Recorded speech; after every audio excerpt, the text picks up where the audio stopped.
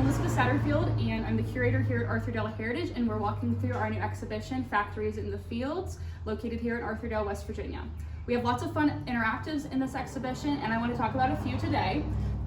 Many of our interactives are based on the Homesteader test, which was a pretty intense examination that the federal government, in conjunction with West Virginia University's Extension Service, administered to applicants that wanted to become homesteaders here in Arthurdale. And many of the questions focus on agriculture, and they are very technical questions, many of which I don't know the answer to, and folks who even farm today probably wouldn't know the answer to, because they're quite technical and from the time period, and also based on older styles of agriculture than we really have today. But we wanted to use this test as a basis for interactives, one of which is crop identification. So they would have asked applicants, they would have shown them different seeds and had them identify what plant that was going to become. So we selected 9 typical plants that would have been grown here in Arthurdale.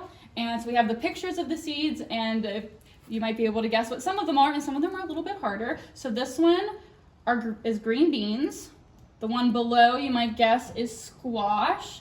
But this one down here in the corner, unless you're from Preston County, you might not really know. This is buckwheat, which is a staple crop here in Preston County, and we have the Preston County Buckwheat Festival every year. So we have 9 different options here that people can flip around and play with and kind of test your knowledge of seeds and plants.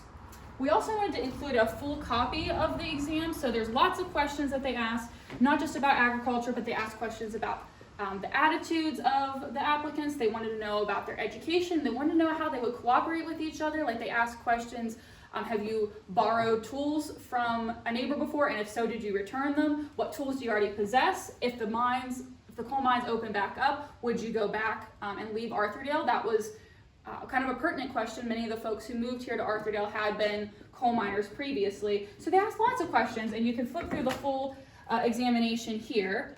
We also have an online version of the exam for the questions that have actual answers. Many of these questions are open-ended, right? They don't have a correct answer. So the ones that do have kind of a correct answer that have to do with more technical agricultural knowledge, we've created a test which will include the QR code, or will include the link with this video, so that you can try to take the test yourself. We also included some true or false questions based on the exam. So we have 4 different questions we selected. I'll ask the questions first before I open up. True or false, a bushel of oats weighs more than a bushel of buckwheat. And true or false, it is best to milk a cow from the right side. So we'll open this up and reveal the answers. So it is false. Buckwheat actually weighs about 10 pounds more than oats per bushel. And this is a photograph of buckwheat here in Arthurdale. But it's true that it is actually easiest and preferred to milk from the right side. But for left-handed people, milking from the left side would be much easier. So we have a couple other questions here as well. So I would encourage you to come visit our exhibit, be able to kind of test your knowledge of agriculture and see how you would do on the Homesteader test.